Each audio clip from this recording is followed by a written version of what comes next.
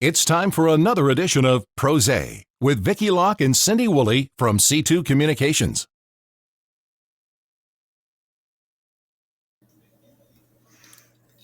Cheers, everyone. Cheers. Cheers. Hey, Peter. Nice to see you. Cheers. Thank you. Yes, this is PRosé. It rhymes with rosé. It's two PRose, Cindy and myself, and we talk to fabulous authors while we sip our favorite cocktails. And that is what we're doing. I've got a lovely Chardonnay in my Bling and Bubbles glass. How about you two? 7 Up for me. 7 Up, that's good. And Cindy? Well, I'm bubbly, but I'm a little on the spicier side with some ginger beer.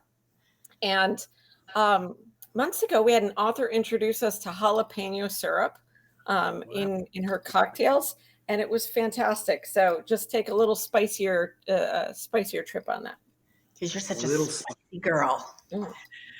Well, our guest today is Peter Schwartz. He's a retired chair of the board of the Ayn Rand Institute and now a distinguished fellow there. And his new book is The Tyranny of Need, examining the code of self-sacrifice and the alternative of rational, non-predatory self-interest.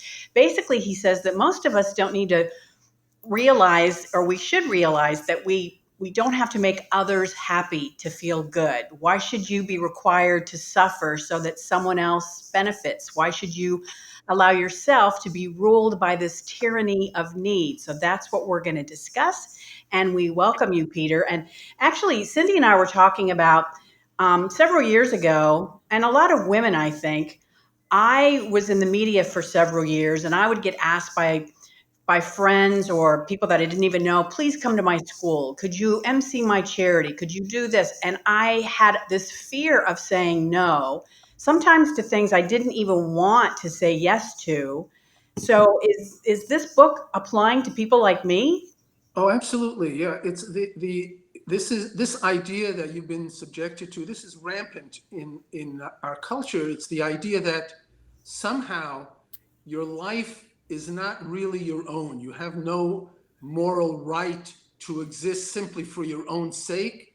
And if you want to be a moral person, you want to be an ethical person, you have to justify your life by sacrificing for others. That is, according to this doctrine, the doctrine of altruism, your worth, your moral worth is measured not by how much you've achieved, not by how much you've produced, not by how much happiness you've managed to achieve in your life, but how much you're willing to give away, how much you're willing to sacrifice. And that to me is a very, very unjust standard. I think we need to reject that. And I think it's an important lesson for teenagers too, right? Because as women, we've grown up with this, as a society, we've grown up with this. But there's this defining culture of you want to help and support the community, but not at your own cost. And I think that maybe that's a shift that we're seeing in that next generation. Are you seeing the same thing? No, not really. I think even when it comes to issues such as the one you're describing, people still feel guilty. They don't realize the need to assert their right to their own existence and their own happiness as the standard of their life. In other words, some people will say, yeah, I'm going to sacrifice somewhat to help others because that makes me happy. It's the wrong standard. They shouldn't feel guilty for holding their own life as their supreme value, as their guiding goal in life. That should be enough. That should be the proper moral standard for their actions, rather than their feeling, well, my neighbor doesn't have as much as I have. People are starving in Bangladesh. There are all kinds of unmet needs in this country. People don't have enough health insurance. They don't have enough money to pay their mortgages. I need to help them, or else I'm not a good person. That's the idea that I think we need to reject. Do you know, I was watching an interview of Elon Musk the other day, and the reporter asked him, so why is it important that we put a colony on Mars? Why do we need to be living multiplanetary, right?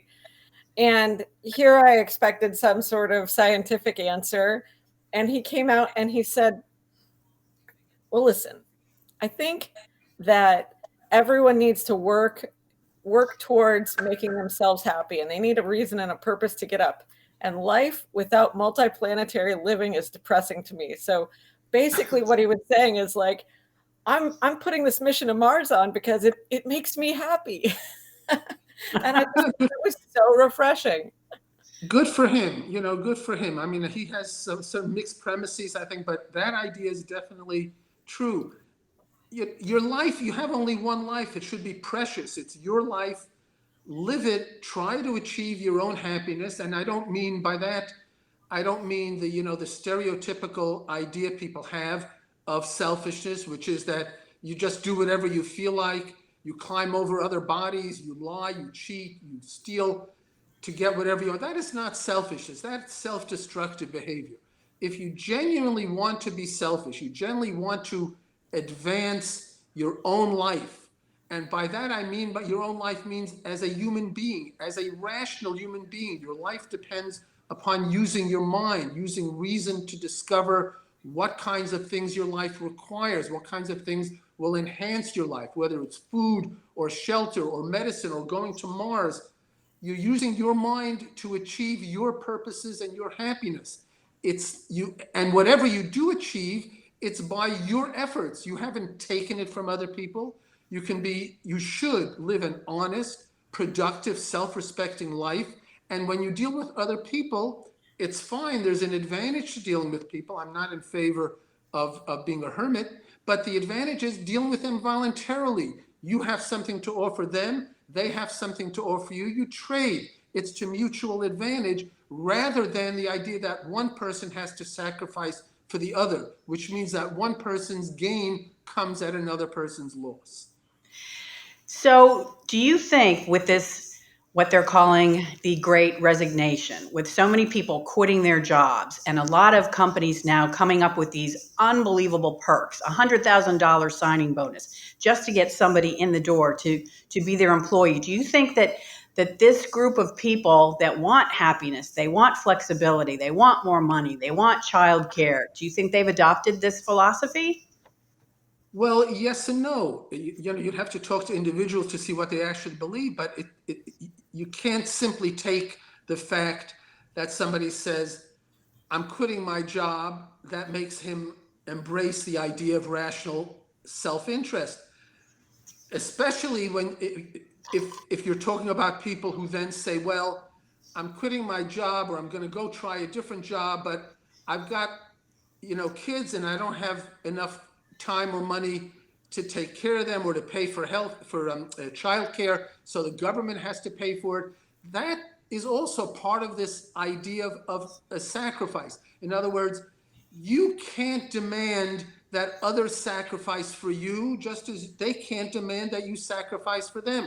It's your life. Do what you can afford to do. If you can't afford it, you can ask someone for help if he wants to do it, but you can't compel someone to sacrifice his interests for your sake. Your life is your own and his life is his own. That's the principle that I think people have to live by in society. So why did you write this book then? Did you see a disconnect? Well, if you look at the whole society, this idea of altruism is so ingrained. It's taken as self-evident. If you ask anybody, what is the moral thing to do? Even if they do themselves not practice it or not practice it consistently, and nobody can practice altruism consistently and stay alive, but they practice it. Sometimes they don't, other times they feel guilty. And if you ask them, well, what is the proper moral thing? What's the ideal? They'll point to, well, Mother Teresa, that's the ideal. Albert Schweitzer, he's the moral ideal. Why? Because they don't care about their own lives and their own happiness. They're willing to give it up, to sacrifice, to suffer, to do without, because they want to somehow, instead of advancing their own lives, they're going to devote their lives to other people's needs. That, even among people who seem to be outwardly selfish, they will not understand that they're being moral when they do it, as long as they do it honestly and they practice the moral principles. They practice justice and integrity, and they realize that's in their long-term interest. It's not enough simply to refuse to give a few dollars to this homeless guy on the street. You have to do it without feeling guilty. You have to realize my money is my own. I've earned it. I'm entitled to spend it on the things that I think best serve my needs and advance my happiness. It's a moral ideal. That's what people have to understand, I think. Is there a point where it crosses the line where you say, okay, this is, and clearly, stealing and taking from others and robbery would be bad, but like, is there an area, a gray point where you say, okay, this is too far to take it? Well, what can you give me an example of what would be beyond, past the line that you're thinking of? Oh gosh, and I'm just thinking someone who never gives anything back, or someone who I don't know. I don't know where that line is, right? Okay. Well, that whole phrase of giving something back is very unjust.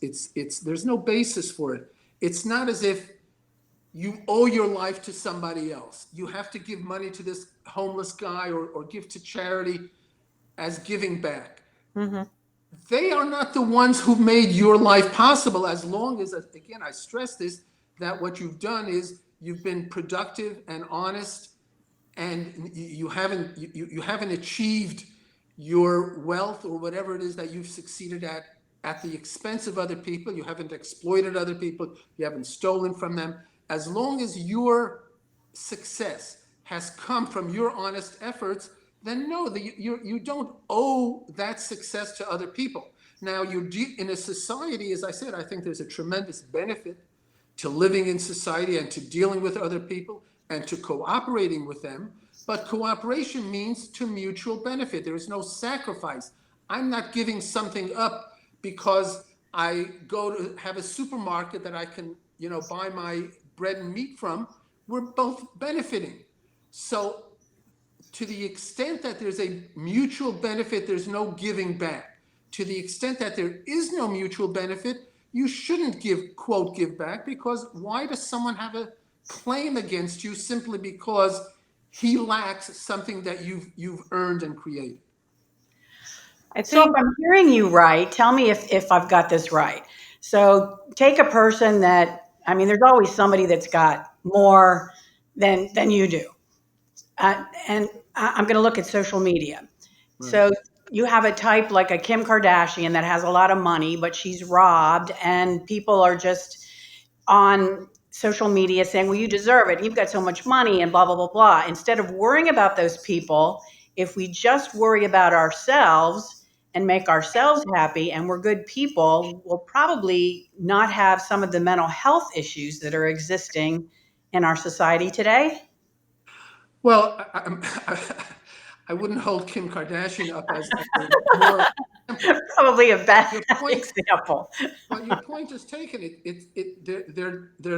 There certainly are psychological ramifications from holding this idea that my life isn't my own. I can justify myself morally only to the extent that I'm giving away things to other people, that I'm harming myself in order to benefit others.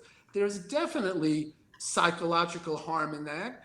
It undercuts the whole process of living. I mean, living means looking at the world, seeing what's true and what's not, what's right and what's wrong, using your own rational faculty to discover the means by which you can achieve the goals that will make your life happy.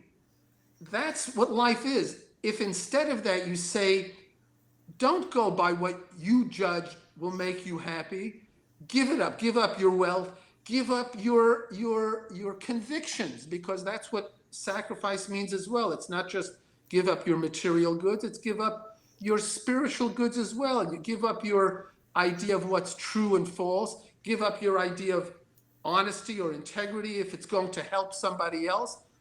Altruism says, sure, you should lie if it's going to help other people. You should be unjust if it's going to help somebody in need.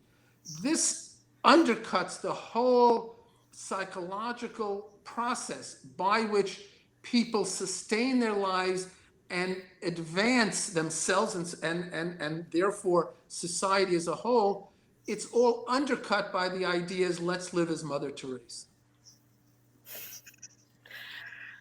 So, what would you say to somebody that said, well, my happiness is based on getting rid of my student debt? Sure. Well, that's a mixed claim. If you want to say, okay, it depends on getting rid of student debt, fine. Now, you incurred that debt voluntarily.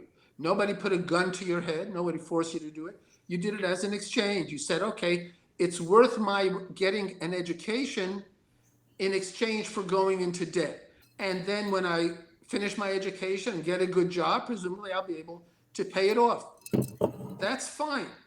The way to get rid of student debt, therefore, is to earn the money to pay it off. It is not, the way to get rid of it is not by, in effect, holding a gun to your neighbor's head and saying, you have to subsidize my debt. You've got to enable me to pay it off, which is what the government is doing now, which is what the whole welfare state depends on.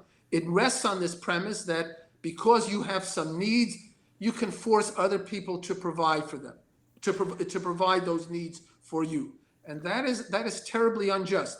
So the answer to student debt is, yes, you incurred it voluntarily, pay it off voluntarily. Don't force others to pay it off for you. So what is, if you were to give advice to on the root of happiness, right? And you know, guilt aside, like what would be your advice to college students and young professionals as they're seeking their career? Like how do you do this in a happy way and not feel bad, right? Well, exactly. The only reason they feel bad is because they've accepted this ethics, the ethics of altruism, the ethics that you have to sacrifice if you want to be moral. And that's what they have to question.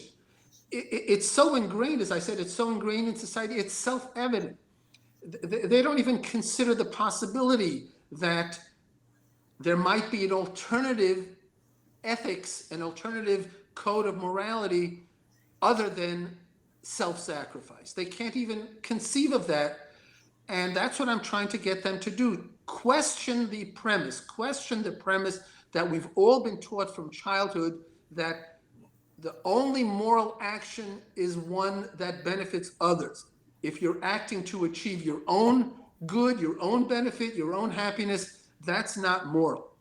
That's what people should question. And then this removes the guilt that many people feel every time they achieve something worthwhile by their own efforts, because they're always thinking, you know, I've got this, I've got a nice house, I've got a nice car, got a nice job. What about all the people who don't have it? What about all the people who don't have as much money as I have, who don't have a car, don't have a house? It makes them feel guilty, and it undercuts their own pursuit of happiness, and it's completely unjustified. Now, February 17th was Random Acts of Kindness Day. Now, you're not saying to get rid of kindness altogether. You're just No. basically saying Yeah, it's okay to be happy and to do your own thing. Yeah, I'm not against the idea of benevolence between one person and another. If you're, your next door neighbor has his, some tragedy, his house burns down through no fault of his own, fine. If you can afford it, help him out, give him some food, give him some clothing, help him out.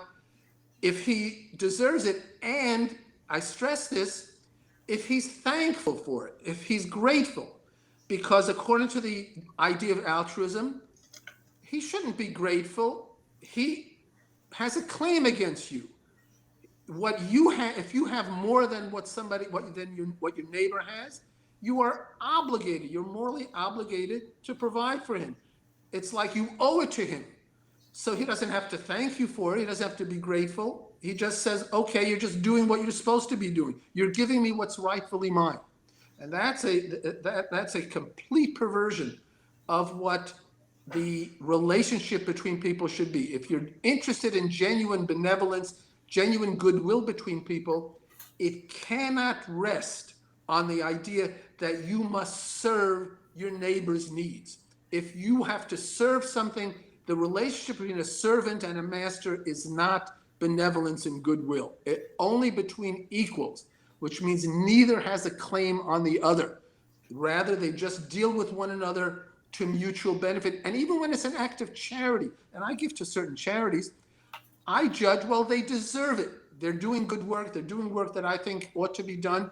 They deserve it. I'll give them some money if I can afford it.